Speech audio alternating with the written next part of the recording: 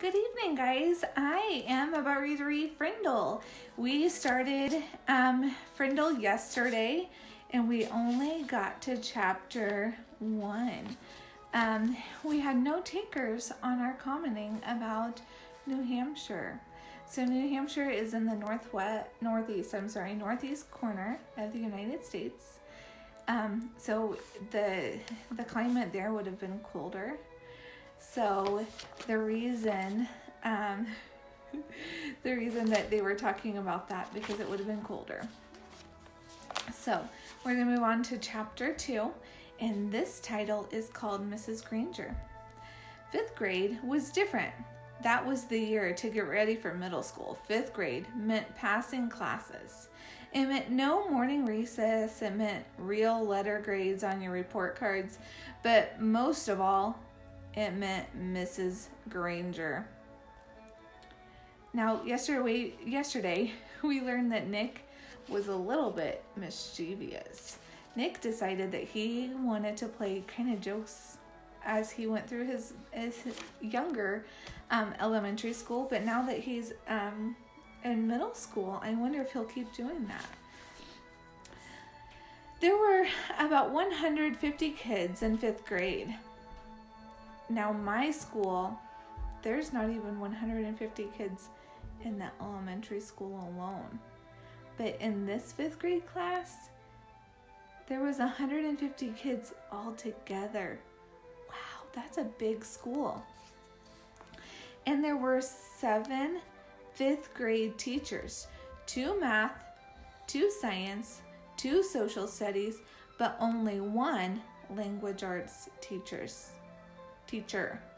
So a language arts teacher, if you're not aware, that would be like a reading teacher, someone that's going to teach your grammar and writing and all of those good things.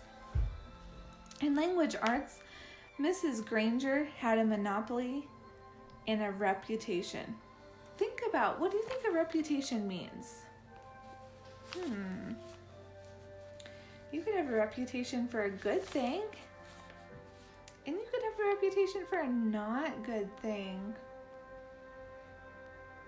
I really hope that you have a reputation for a good thing. Mrs. Granger lived alone in a tidy little house in the older part of town. She drove an old pale blue car to school every morning. Rain or shine, snow or sleet, hail or wind, she had a perfect... I'm sorry. I had my Pandora on. A hail or wind. She had a perfect attendance record that stretched back farther than anyone could remember. Her hair was almost white, swept away from her face and up into something like a nest on the back of her head. Unlike some of the younger women teachers, she never wore pants to school. She had 2 skirt and jacket outfits, her gray uniform and her blue uniform, which she always wore over a white shirt with a little cameo pin at the neck. And Mrs. Granger was one of those people who never sweats. It had to be over 90 degrees before she even took off her jacket. That is not Mrs. Grundy. She was small, as teachers go. There were even some 5th graders who were taller.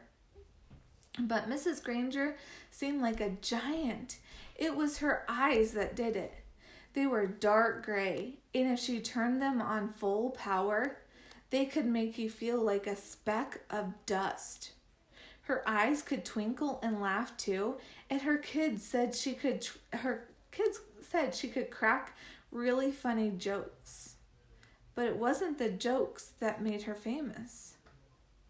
Everyone was sure that Mrs. Granger had X-ray vision. Don't even think about chewing a piece of gum within 50 feet of her. If you did, Mrs. Granger would see you and catch you and make you stick the gum into a bright yellow index card.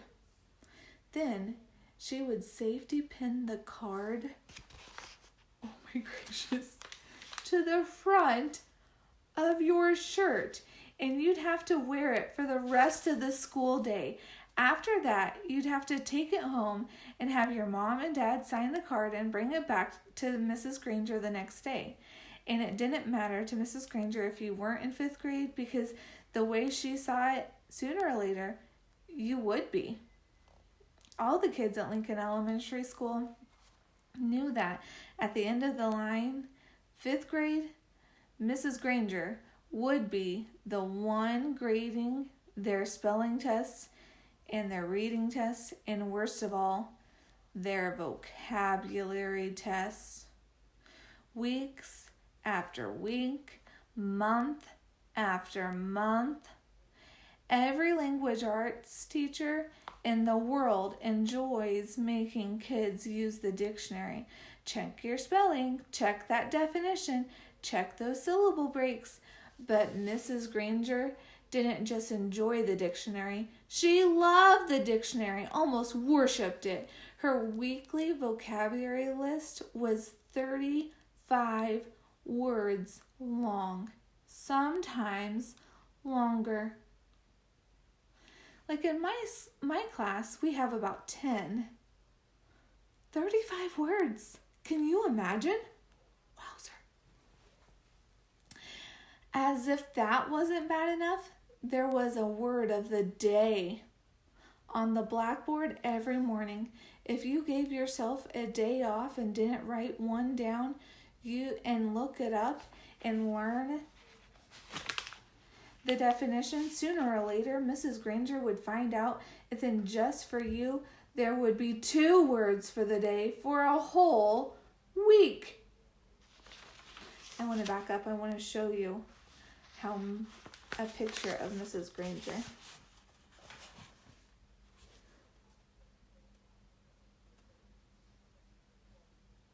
Down here it says, Mrs. Granger loved the dictionary. She looks a little scary.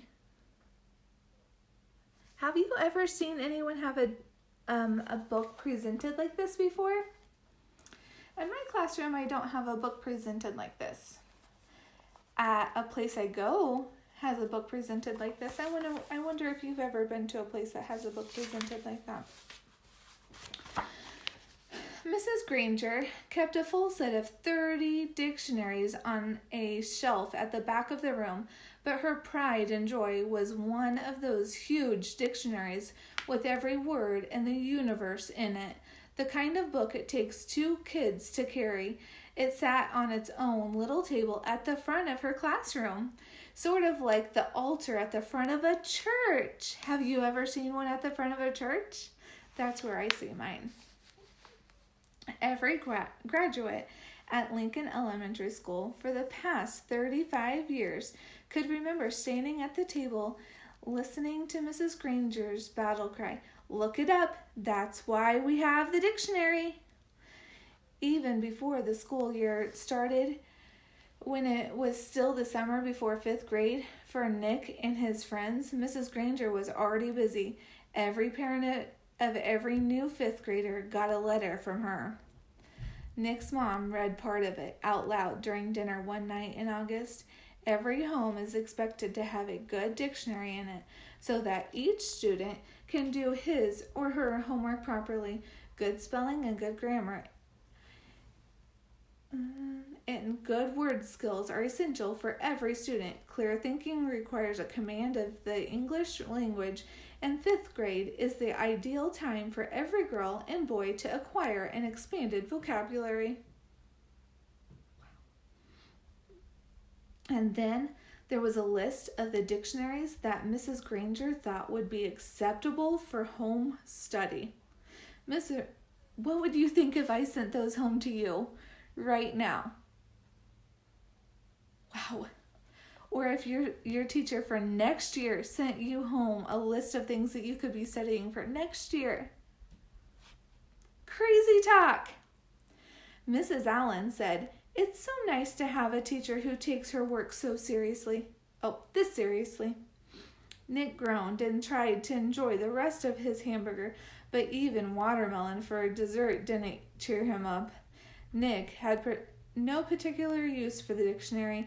He liked words a lot, and he was good at using them, but he figured that he got all the words he needed just by reading, and he read all the time. When Nick ran into a word he didn't know, he asked his brother or his dad or whoever was handy what it meant, and if they knew, they'd tell him, but not Mrs. Granger.